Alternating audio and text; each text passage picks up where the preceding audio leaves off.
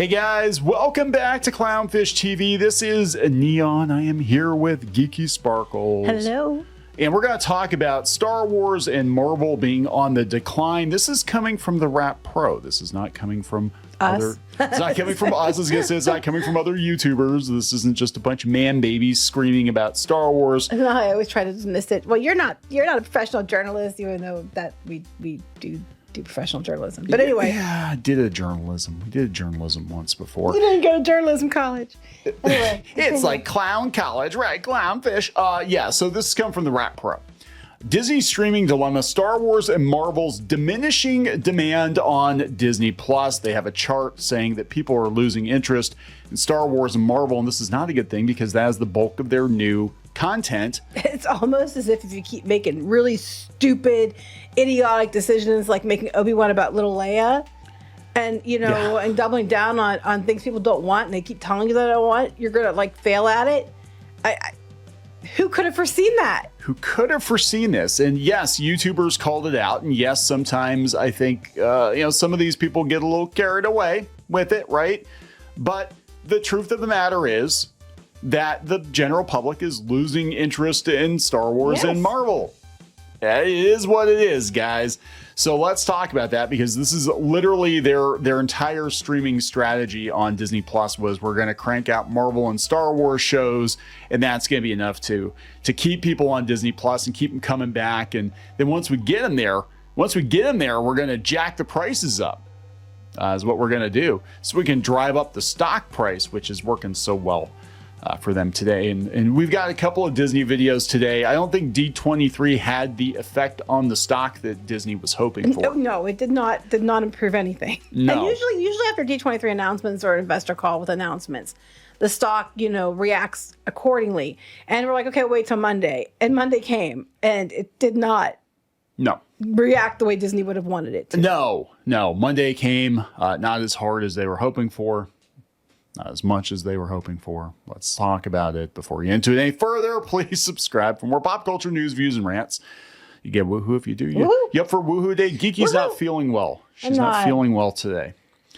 Maybe this will cheer you up a little bit. Dismal Disney news. It's who knows?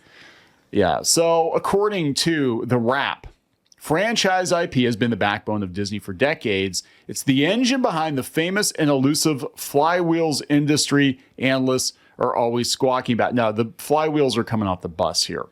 Disney's Star Wars and Marvel franchises are currently facing various challenges. That's how they're putting it. Various challenges. It's because you ran the IP into the ground with bad choices, and you just turned your audience off, chasing a new audience that never existed. Oh my God. Disney Plus is experiencing diminishing returns on Star Wars. What? No. You mean the Acolyte didn't save it? The power of many? Yeah. Didn't fix it? The Acolyte was actually very low. The demand for it was relatively low.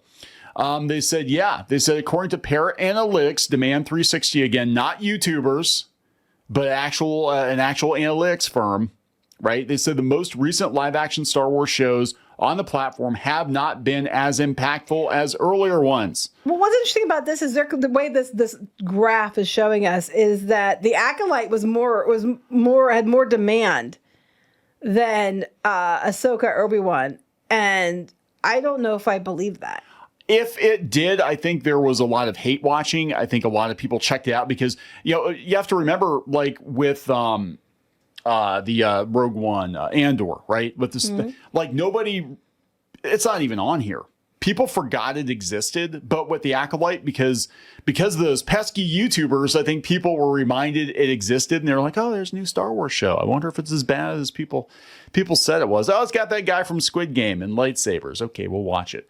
But yeah, it's kind of weird because Ahsoka is actually a pretty well-known, pretty popular character. Well, she's a fan favorite. Is she super popular? Well, no, because her toys are kind of rotten on the shelf at Ollie's. But I thought that she would have gotten more interest than the Acolyte did. Yeah, they said the Acolyte and Obi-Wan Kenobi had lower demand in their first 2 months compared to the first season of The Mandalorian.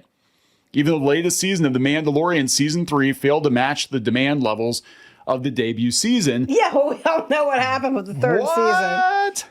It's just like the sequel trilogy. they started off strong. They made a bunch of money, and then they burned all that goodwill. No, that's what they did with The Mandalorian. They started out great. People liked season 1. Yeah. And then even season 2, they're like, okay. Yeah. And then by season 3, they're just like, they decided that, you know, we're going to go put our personal rinse on and start pushing an agenda. And look what happened. You know, the takeaway here, people, is that you give fans what they want. When you start digging with it, by, you know, I should say vagina eating it up, then what happens is what happens is what you're seeing, because you guys decided that Obi-Wan wasn't good enough. If Obi-Wan had been Obi-Wan watching over Luke, would have done great. You made it about little Leia for no fucking reason. Okay? No reason whatsoever. The Acolyte, I call bullshit on it. The only reason there was spikes in it was because, I hate watching, and the fact that they're trying to go after Reylos, which they openly admitted they were. Who's the fans we have left? Reylos. You know? But Mandalorian started out great. Season 2, it was slightly not as great. But season 3 was complete dog shit. Yeah. And now it's going to be The Mandalorian, but now it's Bo-Katan's The Mandalorian going to be the focus moving forward. And we started doing that, and look what happened. People are tired of it. It's not about sexism. There were plenty of strong female characters that people liked. It's because you're trying to agendify this shit and shove in stuff that you're trying to make people like something that they don't like. And then they tell you they don't like it, that's because they're a terrible person. No, it's because you're stupid. Slap yourself. Slap yourself. You should feel bad. You should feel bad. No, because I'm like, that's what this is. It's like they're trying to shoehorn in and force people to like something, and then when they don't like it, instead of being like, hey guys, we failed, maybe we should go back to, basics. No, it's because everybody else is terrible, not because we're stupid. I don't know what it's going to take. That makes it worse, too. I don't know what it's going to take to get through to Disney. I don't think it's going to get through to Disney. Like, their stock could bottom out, and I think they will triple down on the worst possible business decisions.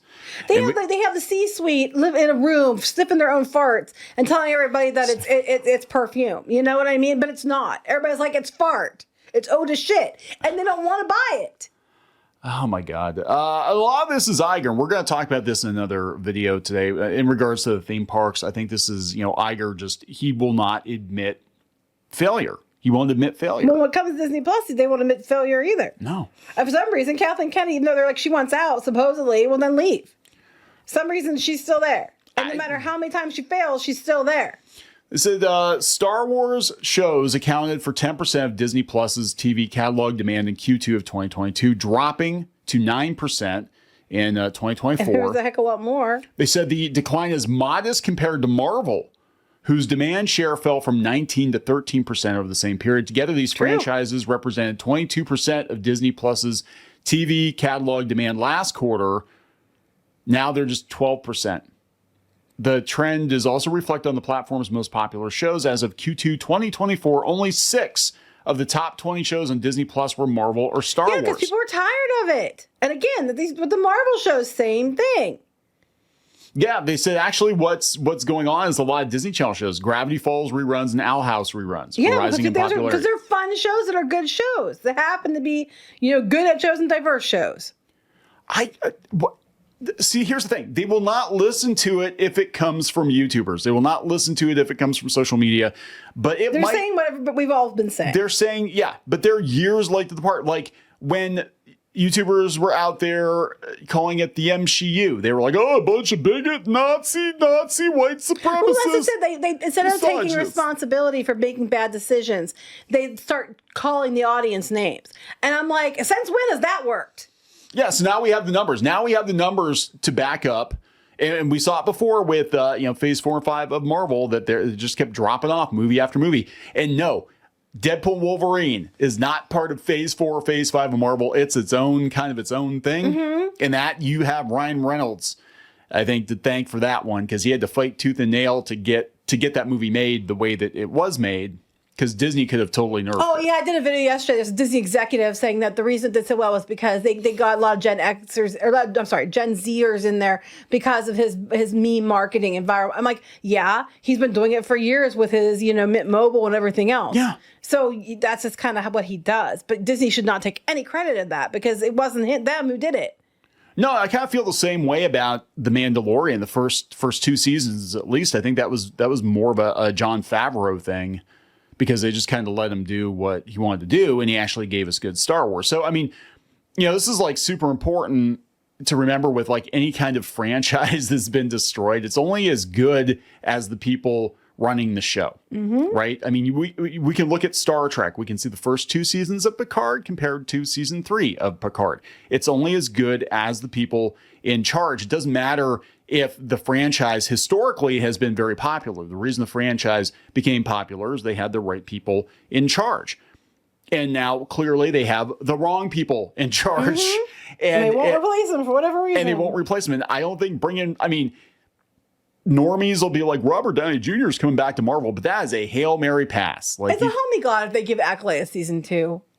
To throw your hands up in the air because I don't know what to tell you. They're just really fucking stupid. It's getting to the point now, and we've been doing more and more videos like this where Hollywood cannot afford to bankroll stuff that isn't profitable or successful like right out of the gate. And I mean, it's diminishing returns. But make no mistake, they put themselves where they are. They did. You did this to yourself. Their hubris, their arrogance, their desire to, basically being not doing original stuff, just repurposing everything, but then repurposing it and then remaking it and then just like flushing your original audience down the toilet with it and then calling them names. Yeah. Put you where you are. Your own people did this. So don't blame the audience. No. Blame yourselves because you're stupid.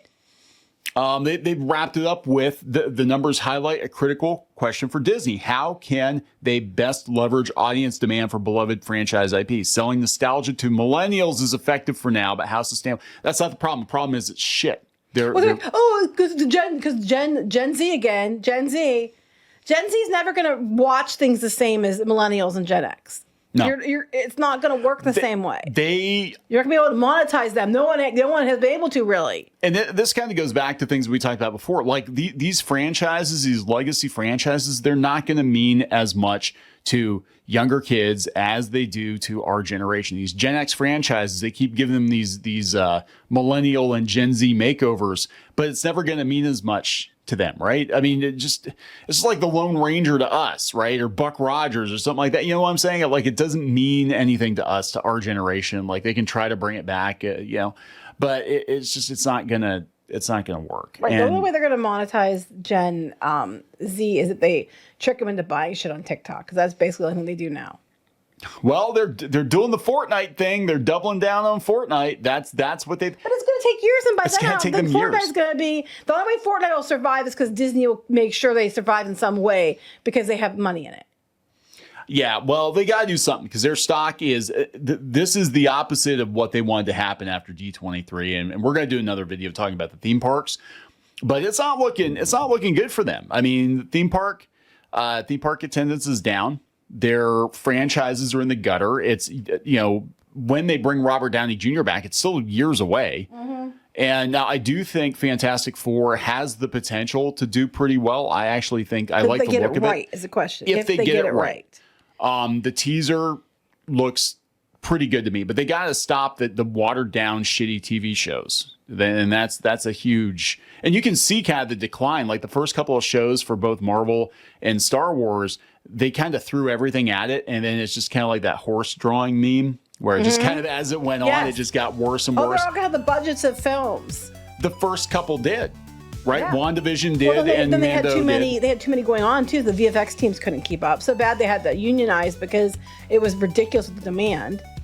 And then, Daredevil's going to come out and people are going to be like, the MCU's back. It's like, no, you went back to what worked on Netflix before. Well, that's it. They scrapped it and had to redo it. Yep. Because they're like, oh shit, our stuff isn't working. Maybe you should give people what they want. Maybe if we just give people what they want, they'll come back. Maybe they will. But I think a lot of people are tired of getting burnt too. I don't know if they're going to come back. I don't know if they're going to come back. I think you might get some people back, but it's just corporate entertainment. That's how they think. They don't think long term. They think quarter to quarter. We're going to wrap this up. Yep. Please subscribe for more pop culture news, views, and rants. We'll talk later. Bye.